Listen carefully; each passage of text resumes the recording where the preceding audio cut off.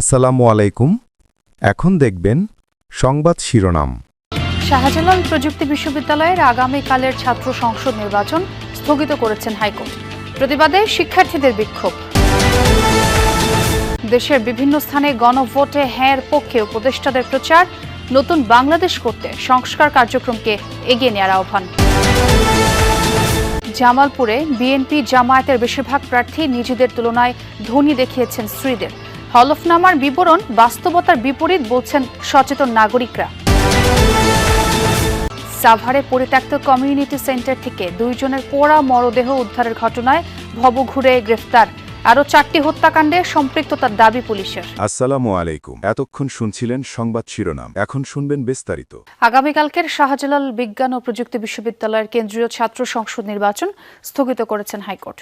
4 সপ্তাহ পর জাতীয় নির্বাচন হয়ে গেলে সাকসু নির্বাচনে কোনো বাধা নেই বলেও জানায় হাইকোর্ট। সোমবার বিচারপতি ফাহমিদা কাদের ও বিচারপতি মোহাম্মদ আসিফ হাসানের হাইকোর্ট বেঞ্চ এই আদেশ দেন। আদালতে রিটের পক্ষে শুনানি করেন ব্যারিস্টার রুহুল কুদ্দুস কাজল, ব্যারিস্টার রাশনা ইমাম, ব্যারিস্টার মুনিরুজ্জামান আসাদ। বিশ্ববিদ্যালয়ের পক্ষে শুনানি করেন অ্যাডভোকেট মোহাম্মদ হোসাইন লিপু। রাষ্ট্রপক্ষে ছিলেন অতিরিক্ত অ্যাটর্নি জেনারেল অনিকার হক। রিটকারী আইনজীবী জানান, জাতীয় নির্বাচন হয়ে গেলে সাকসু নির্বাচন আয়োজনে কোনো বাধা নেই।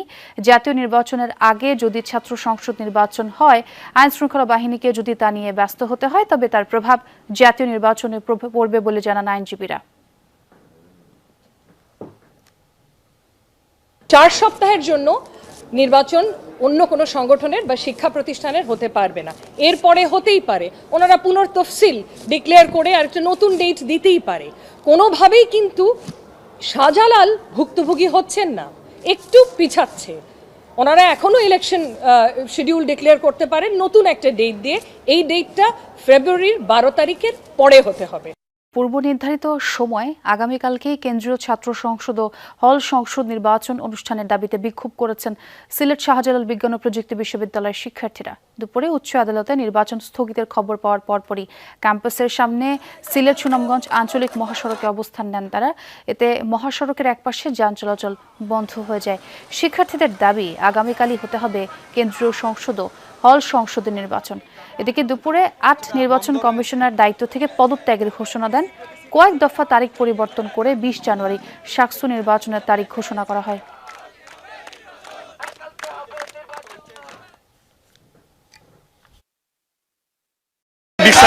আমাদের সাকসুটা হওয়ার কথা ছিল, কিন্তু রিড করার পরে আমরা যে বন্ধ স্থগিত করা হয়েছে, আমরা এটা কোনোভাবে মানতেছি না। এটার আমরা তীব্র প্রতিবাদ জানাচ্ছি।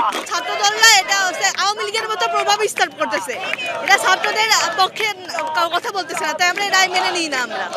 আমরা মানি না, আমাদের সাকসু আমরা কালকে চাই, তার জন্য যা করা লাগে আমরা করব। এ সময় তারা গণভোটে হ্যাঁর পক্ষে থাকতে সবার প্রতি আহ্বান জানান। বলেন, জনগণের আকাঙ্ক্ষা অনুযায়ী নতুন বাংলাদেশ করে তুলতে হলে সংস্কার কার্যক্রমকে এগিয়ে নিতে হবে। এজন্য গণভোটে হ্যাঁর বিজয় জরুরি।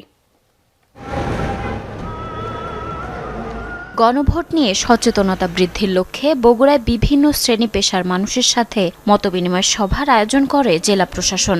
এতে অংশ নেন আইন উপদেষ্টা ডক্টর আসিফ নজরুল। এ সময় তিনি বলেন, গণভোট কোনো দলের চাওয়া নয়, এটি বাংলাদেশের মানুষের স্বার্থ। বৈষম্য, নিপীড়ন ও দুর্নীতি বন্ধ করতে হ্যাঁ ভোট দেওয়ার আহ্বান জানান আইন উপদেষ্টা। যদি চান শেখ হাসিনার আমলের মতোই বাংলাদেশে দুর্নীতি চলুক, বৈষম্য চলুক, সরকারি দল একচ্ছত্রভাবে সকল ক্ষমতা ভোগ করুক, এই সমস্ত অন্যায় অবিচারের যদি আপনি পক্ষে থাকেন, তাহলে আপনি না ভোট দিবেন। চাঁদপুরে গণভোটের প্রচার ও ভোটার উদ্বুদ্ধকরণ কর্মসূচি উদ্বোধন করেন অর্থ উপদেষ্টা সালেউদ্দিন আহমেদ। হাসান আলী স্কুল মাঠে জেলা প্রশাসনের বিভিন্ন স্টল ঘুরে দেখেন তিনি। এর আগে অর্থ উপদেষ্টা অংশ নেন জেলা প্রশাসন আয়োজিত মতবিনিময় সভায়। এ সময় সবাইকে গণভোটে হ্যাঁ এর পক্ষে থাকার আহ্বান জানান তিনি। হ্যাঁটা আমরা বলছি এটা ইউনিভার্সাল, আমরা এই জন্য বলছি এটা এই ধরনের সংস্কার যে কোনো সরকারি কিন্তু দায়িত্ব, আমরা যে সংস্কারের পক্ষে বলি। নির্বাচন ও গণভোট নিয়ে জয়পুরহাটে বিভিন্ন সরকারি দপ্তরের কর্মকর্তাদের সাথে মতবিনিময় করেন মুক্তিযুদ্ধ বিষয়ক উপদেষ্টা ফারুকী আজম। এ সময় তিনি বলেন, জুলাই অভ্যুত্থানে গণহত্যার বিচার, রাষ্ট্র সংস্কার সহ 3টি ম্যান্ডেট নিয়ে গণভোট। সে কারণে সবাইকে হ্যাঁ ভোটের পক্ষে প্রচারের আহ্বান জানান। যে দলের জনসমর্থন বেশি সেই দল নির্বাচিত হবে। এই রকমের যদি তত্ত্বাবধায়ক সরকারের মাধ্যমে সবকটা নির্বাচন হোক, এটা যদি আপনি আশা করেন, তাহলে আপনাকে হাতে ভোট দিতে হবে। টাঙ্গাইল পৌর উদ্যানে ভোটের গাড়ির প্রচার কার্যক্রম উদ্বোধন করেন বিদ্যুৎ উপদেষ্টা ফাউজুল কবির খান। তিনি বলেন, গণভোট রাষ্ট্রের নতুন পথরেখা নির্মাণের সুযোগ। হ্যাঁ ভোট দিলে আপনি একটা নতুন বাংলাদেশ পাবেন। হ্যাঁ ভোট দিলে আপনি একটা গুম খুন মুক্ত বাংলাদেশ পাবেন। হবিগঞ্জে গণভোটের প্রচার ও ভোটার উদ্বুদ্ধকরণের লক্ষ্যে আয়োজিত ইমাম সম্মেলনে অংশ নেন ধর্ম উপদেষ্টা ডক্টর আ.ফ.ম. খালিদ হোসেন। তিনি বলেন, গণভোটের মাধ্যমে দেশে ফ্যাসিস্ট তৈরির পথ বন্ধ হবে। এটা সব জায়গায় হচ্ছে এবং বিভিন্ন জেলায় হবে, থানায় হবে। সব ধর্মাবলম্বীদেরকে আমরা এই হ্যাঁ ভোটের পক্ষে প্রচারণা চালানোর জন্য যুক্ত করছি। পিরোজপুরের প্রচার কার্যক্রমে অংশ নেন মৎস্য ও প্রাণী সম্পদ উপদেষ্টা ফরিদা আক্তার। তিনি বলেন, জুলাই অভ্যুত্থানের আকাঙ্ক্ষা বাস্তবায়নেই গণভোটের আয়োজন। যখন সরকার গঠন হবে, তাদেরও কিছু দায় দায়িত্ব যে আছে, সেটা অন্তর্বর্তীকালীন সরকার যাবার আগে সেটা জনগণের মাধ্যমে মতামত নিয়ে সেটাকে দিয়ে যেতে চায়। ময়মনসিংহে মতবিনিময় সভায় অংশ নেন প্রধান উপদেষ্টার বিশেষ সহকারী অধ্যাপক আলী রিয়াজ। এ সময় তিনি বলেন, প্রজাতন্ত্রের কর্মচারীরা অবশ্যই গণভোটে হ্যাঁর পক্ষে প্রচারণা করতে পারবে। সনদের যে ভাষ্য আছে, খুলে দেখুন, এটা কালো অক্ষরে ছাপা হয়েছে, কিন্তু লেখা হয়েছে রক্ত দিয়ে। যা রক্ত দিয়ে লিখে দিয়েছে আপনার হাতে, সেইটার বাস্তবায়নের ব্যাপারে আপনারা কথিত নিরপেক্ষতার প্রশ্ন তুলছেন।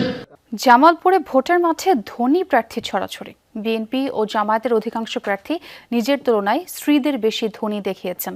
এসব প্রার্থীর হলফনামায় প্রদর্শিত আয় ও সম্পদ বিবরণী বাস্তবতার বিপরীত বলছে সচেতন মহল। তাদের মত, হলফনামার সব বিষয় যাচাই বাছাই করা দরকার। মনোনয়নপত্র জমা ও যাচাই বাছাই শেষে জামালপুরের 5টি আসনে টিকে যাওয়া প্রার্থীদের হলফনামার হিসাব এখন আলোচনায়। জামালপুর 1 আসনের বিএনপির প্রার্থী এম রশিদুজ্জামান মিল্লাদ হলফনামা অনুযায়ী বিভিন্ন পেশা, বাড়ি ভাড়া ও ব্যাংক থেকে তার বার্ষিক আয় 1,98,00,000 টাকার বেশি। স্থাবর অস্থাবর সম্পদ 12 কোটি টাকার কাছাকাছি। নিজের 105 তোলা ও স্ত্রীর 50 তোলা স্বর্ণ রয়েছে। সব প্রার্থীর মধ্যে শুধুমাত্র তিনি একটি পিস্তল ও শটগানের মালিক। জামালপুর 2 আসনে বিএনপির প্রার্থী সুলতান মাহমুদ বাবু অস্থাবর সম্পদের পরিমাণ 1,30,80,000 টাকা। দলের বিপদের সময়ও বিএনপির এই নেতার নামে কোনো মামলা নেই। স্ত্রীর অস্থাবর সম্পদের পরিমাণ 1.5 কোটি টাকারও বেশি। একই আসনে জামাতের প্রার্থী সামুল হক, তিনি কেন্দ্রীয় কমিটির দায়িত্বশীল পদে রয়েছেন। চাকরিজীবী এই প্রার্থীর অস্থাবর সম্পদ 1,13,00,000 টাকারও বেশি। বছরে আয় 17.5 লাখ টাকা। স্ত্রীর স্বর্ণ না থাকলেও নিজের নামে রয়েছে 5 ভরি।